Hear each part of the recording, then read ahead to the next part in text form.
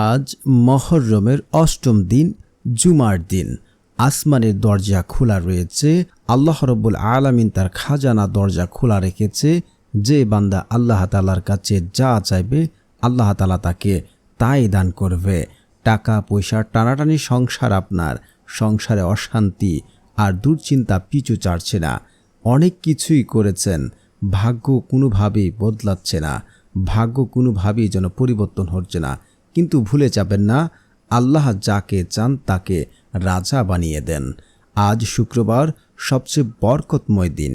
বিশেষ করে আসর থেকে মাগরিব পর্যন্ত সময় দোয়া কবুলের সুবর্ণ মুহূর্ত। তাই আজকে একান্ত বিশ্বাস ও ভরসা নিয়ে আসরের নামাজের পর আল্লাহ সুবহানাহু ওয়া তাআলার দুটি নাম মাত্র 7 বার পড়ুন। তারপর দেখুন আপনার ভাগ্য কিভাবে পরিবর্তন হয়। তো প্রিয় বন্ধুরা, যারা চ্যানেলটি সাবস্ক্রাইব করবেন তাদেরও মনের আশা পূর্ণ হবে ইনশাআল্লাহ। তো যারা আমলটি করবেন, একটি লাইক এবং কমেন্টে সকলে লিখুন আমিন সুম্মা আমিন। আপনি যদি আপনার ভাগ্য পরিবর্তন করতে চান, আপনার জীবনে সুখ শান্তি আনতে চান, তাহলে আজকে আপনার ভাগ্য পরিবর্তন করার সেরা একটি সুযোগ রয়েছে। রাসূল সাল্লাল্লাহু আলাইহি ওয়াসাল্লাম বলেছেন, দিনসমূহের মধ্যে জুমার দিন শ্রেষ্ঠ এবং তা আল্লাহর কাছে অধিক সম্মানিত। ইবনে মাজাহ শরীফের হাদিস 1084। তাই ইসলামের জুমার দিন একটা মর্যাদাপূর্ণ দিন। এদিন আসরের পর দোয়া কবুল হয়। এটি মুমিন মুসলমানের জন্য মর্যাদাপূর্ণ। হাদিসেও এসেছে, সূর্য উদিত হওয়ার দিনগুলোর মধ্যে জুমার দিন সর্বোত্তম। এদিনে আদম আলাইহিসসালামকে সৃষ্টি করা হয়েছে। এদিনে তাকে জান্নাতে প্রবেশ করানো হয়েছে এবং এদিনে তাকে জান্নাত থেকে বের করে দেওয়া হয়েছে। মুসলিম শরীফের হাদিস 854 নম্বর হাদিস। হাদিসে ঘোষণা অনুযায়ী জুমার দিনে আসরের সময়টি খুবই গুরুত্বপূর্ণ। এ সময় মুমিনদের জন্য বিশেষ কিছু আমলের কথা হাদিসে এসেছে। আমলগুলির মধ্যে রয়েছে দোয়া, জিকির ও ইস্তেগফার ইত্যাদি। এছাড়াও আরেকটি আমলের কথা বর্ণিত হয়েছে, সেটি হলো বিশেষ নিয়মে দুরূদ শরীফ পাঠ করা। হযরত আবু হুরায়রা রাদিয়াল্লাহু থেকে বর্ণিত, আল্লাহ রাসূল সাল্লাল্লাহু আলাইহি ওয়াসাল্লাম ইরশাদ করেছেন, যে ব্যক্তি জুমার দিন আসরের নামাজের পর ওই স্থানে বসা অবস্থায় 80 বার নিম্ন উল্লেখিত দুরূদ শরীফটি পাঠ করবে, তাহার 80 বছরের গুনাহ মাফ হবে এবং 80 বছরের নফল ইবাদতের সওয়াব তার আমলনামায় লেখা হবে।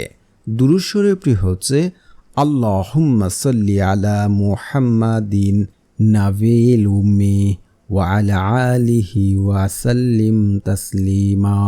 তো আমরা জুমার দিন আসরের নামাজের পর এই দুরূদটা আমরা বোনাস হিসাবে পড়ে নেব।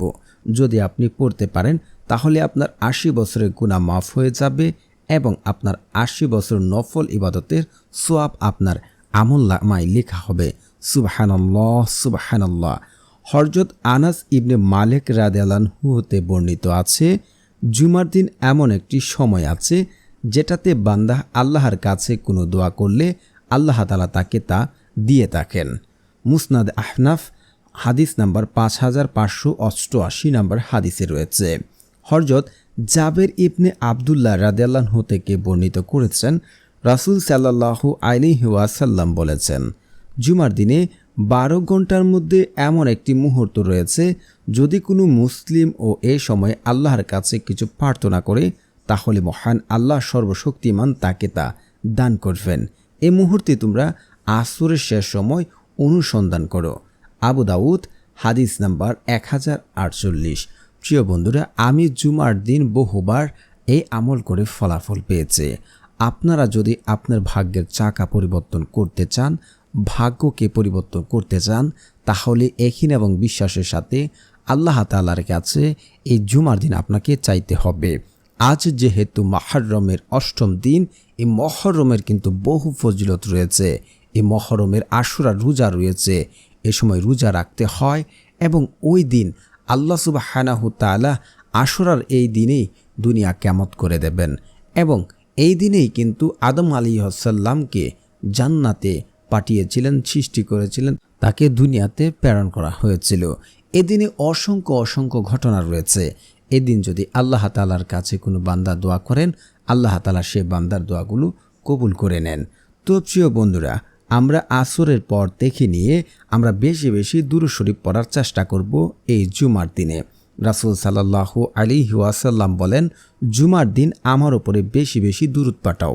এদিন দুরূদ পাঠের সময় ফেরেশতা উপস্থিত হন এবং এ দুরূদ আমার সমপে পেশ করা হয়।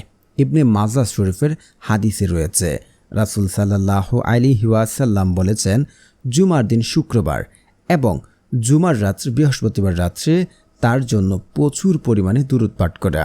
যে ব্যক্তি আমার প্রতি একবার দুরূদ পাঠ করবে, আল্লাহ তাআলা তার প্রতি 10টি রহমত নাজিল করবেন। সহিহ জামিয়া রয়েছে। দোয়া কবুলের জন্য দুরূদ শরীফ আবশ্যকতা অনেক বেশি রয়েছে। দুরূদবিহীন কোনো দোয়াই আল্লাহর কাছে পৌঁছায় না।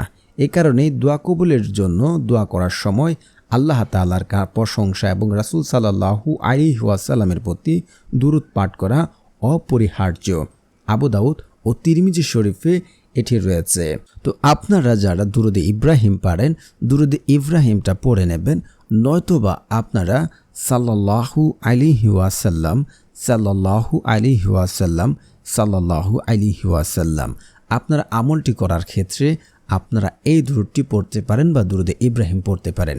আর যদি দুরূদ ছাড়া আপনি দোয়া করেন, তাহলে আপনার দোয়া কখনোই কাজে আসবে না, আপনার দোয়া কবুল হবে না, সেটা আসমানে গিয়ে ঝুলন্ত অবস্থায় থাকবে। তো আপনারা এই দুরূদ পাঠ করার পর একটি দোয়া আপনারা পড়ে নেবেন। এই দোয়াটি খুবই গুরুত্বপূর্ণ একটি দোয়া, এটাকে ইসমে আজম বলা হয়। ইসমে আজমটা কেন পড়বেন? ইসমে আজম দোয়াটি পড়ার কারণ হচ্ছে, রাসূল সাল্লাল্লাহু আলাইহি ওয়াসাল্লাম বলেছেন, ইসমে আজম বা মহান কোনো নাম যদি কোনো ব্যক্তি এই নাম দিয়ে দোয়া করে থাকেন, তাহলে আল্লাহ তাআলা তার দোয়া কবুল করে থাকেন এবং আল্লাহ তাআলার কাছে ওই বান্দা যাই চাইবে আল্লাহ তাআলা তাকে তাই দান করবেন। আল্লাহ তাআলার কাছে কোনো কিছুর অভাব নেই। যদি আমি আপনি সঠিকভাবে সঠিক পদ্ধতিতে চাইতে পারি, আমাদের জীবনের সকল চাওয়া পাওয়া আল্লাহ তাআলা পূর্ণ করে দেবেন। আল্লাহ তাআলা যাকে ইচ্ছা তাকে অভাব অনটন থেকে বাঁচিয়ে রাখেন, আবার যাকে ইচ্ছা তাকে অভাব অনটনে ফেলে রাখেন। আল্লাহ তাআলার ইচ্ছা মতে আমাদেরকে দিয়ে থাকেন। কিন্তু আমরা যদি আল্লাহ তাআলার কাছে চাইতে পারি, আল্লাহ তাআলার কাছে বলি, আল্লাহ তাআলা আমাদের সেই চাওয়াকে পূর্ণ করবেন। এবং অবশ্যই আপনারা দোয়ার আগে এই দোয়াটি পড়ে নেবেন, আল্লাহুম্মা ইন্নী আসআলুকা বিআন্নী আশহাদু আনতাল্লাহু লা ইলাহা ইল্লা আনতাল আহাদুস সামাদুলিল্লাযী লাম ইয়ালিদ ওয়া লাম ইউলাদ ওয়া লাম ইয়াকুল লাহু কুফুয়ান আহাদ।